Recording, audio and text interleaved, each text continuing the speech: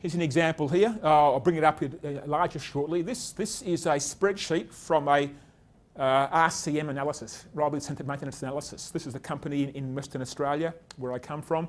They got us in to work with their people in operations and maintenance, and we brainstormed the RCM process. And I just want to show what was the result of that. I can just come across here. A little bit bigger. Okay. So across the top there is the process as we work through the RCM activities.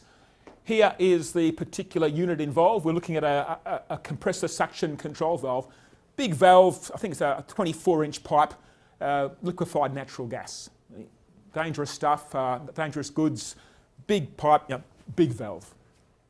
And the team had a look at the issues that go wrong with the valve. They know from experience they get seat damage, they get corrosion problems with the valve, and they get the seals on the valve leak. The reasons for these, let me just see, hang on. That's a little bit, okay, that's better. So the causes of these, they know that too. There's an age issue there with the valve. The valve's just in service, eventually things wear. There's contamination in the process that damages the seat. The operations guys run their pressures, high differential pressures. They're running an unsteady process. And the seals also have an age factor, as seals do. Eventually seals will wear because they simply get old and get worn away. Here is the business impact, which is good. They've then gone in to give that impact a risk scale. So off their risk matrix, the company's got a risk matrix, they give these things a value.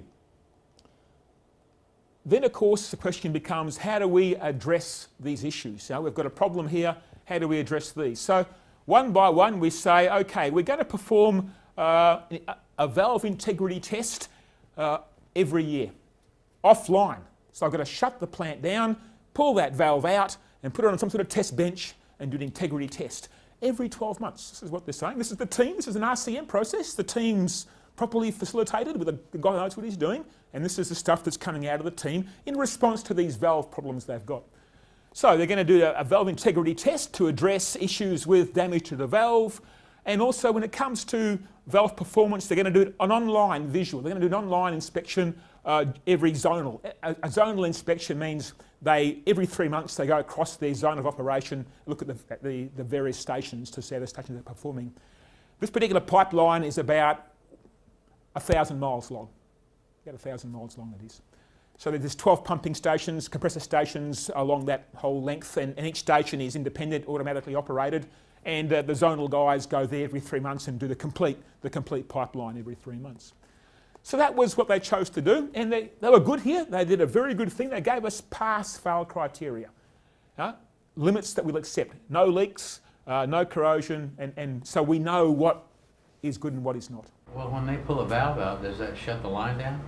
Yes, yes. And aren't they always pulling a valve out someplace? They've got bypass systems, and they run the plant on a bypass, but yes, they've got to stop that section of plant and get people in there and do that work. Yeah.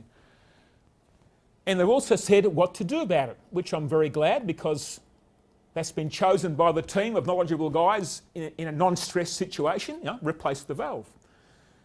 My question is, if I was to plot those decisions on this matrix, I'm not actually sure they're going to make a big difference. I'm not actually sure, because we can actually cost up the current cost of maintaining and the failure rates of those valves. We can get a point on the matrix of what the current practices are.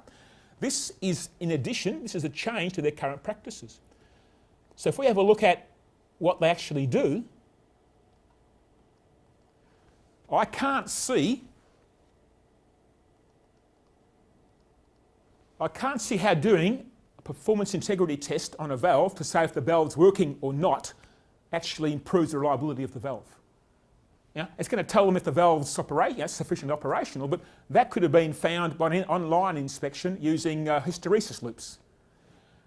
To me, if that decisions were put on the matrix and I could see that each of these activities are moving to less consequence or reducing likelihood of failure, then I'd accept that as worthwhile for the business.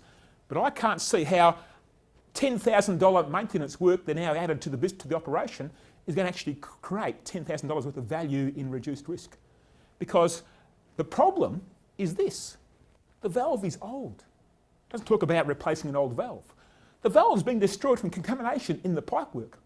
To make this valve last longer and have less problems, they've got to solve the contamination coming in at the other end. The real answer is to fix that problem. Go and find out why contamination is coming in and get rid of it. That way the valve is not affected. In fact, every single valve in the whole pipeline will last longer.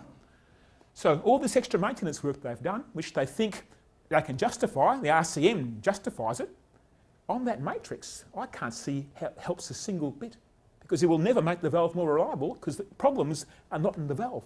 Problems are in the process. Operating practices are lousy. Moisture, over moisture above the specs. The valve's old. The valve's old, then it's an old valve.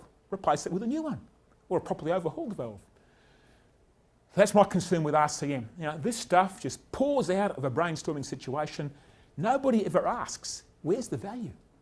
And what we do in PW is put it on the matrix. Show me, please, in front of my face, where the value is of this job. And if there's no value, find a better answer. And the better answer, of course, is to fix these damn problems. That's why the valve's failing. And repairing and doing a yearly inspection of a valve on an integrity test is pointless. Pointless for the life of that valve. Now, these guys are engineers. These guys are professional technicians that maintain this kit. They know what they're doing. I'm not saying they can't do their jobs well. I'm just saying the business process they've adopted is giving them a lousy outcome for the business. It's not their fault. They're good people. It's just a lousy process they're using. How would, let's say that you decided, I want to change this. I want to change this company culture. What would you do? Start with that matrix. Talk about what's happening right now. Show them. Would you go to another level? Would you go to management? Would you talk to the same people?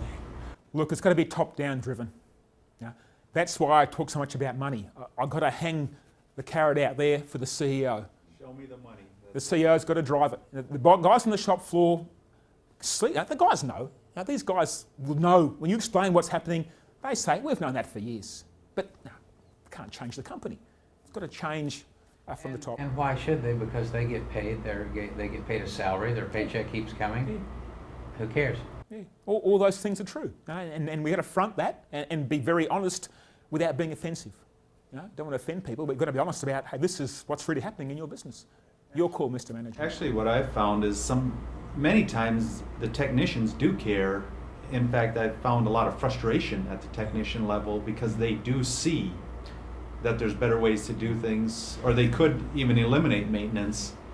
Not allowed to for whatever reasons there are. Yeah. They don't feel like they're being heard. Yeah, and that's very true. I think the biggest thing is because they're not armed with the ability to show the money to those who are above them. They can't prove the value of it. They just know that there's a better way based on experience. And in fact, when I began putting this together in my head, one of the things that I was conscious of all the time is I don't want to have a lot of computerization. If I've got to get a 4-year degree engineer to do this degree of analysis, then it's pointless. It's the guys on the shop floor that have to take these tools and use them and be able to show their people what they already know. So everything I'd try and do is pencil and paper based or nothing more involved in a spreadsheet. Most guys now are okay with computers and spreadsheets. If I start having a reliability engineer in to model the process and look at the risk here and look at the consequence, that's beyond what average guys can do. And I wanted to stay away from that.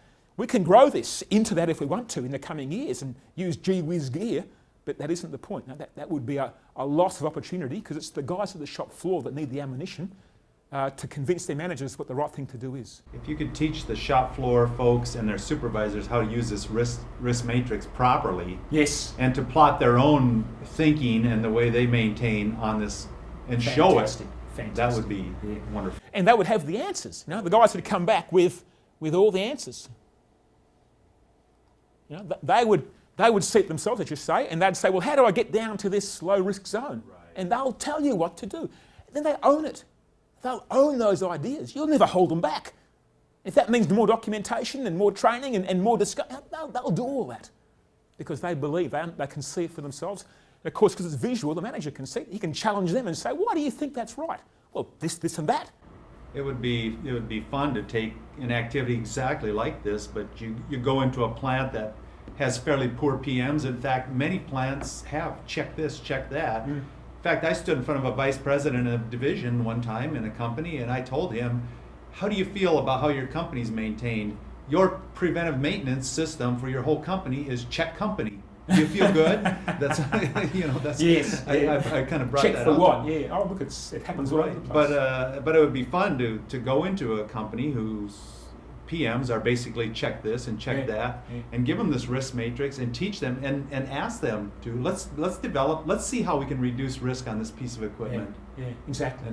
And get them involved and have them do the exercise and then the solution team are the guys that work with the equipment. They know what's possible, they know what's practical, and they can do it. You know, in companies that, even companies that have management by objective for engineers, staff, you put 4 objectives down at the beginning of the year, and you know the objectives are change out so many valves, test so many valves, do this. There's no objective on there to find a better way.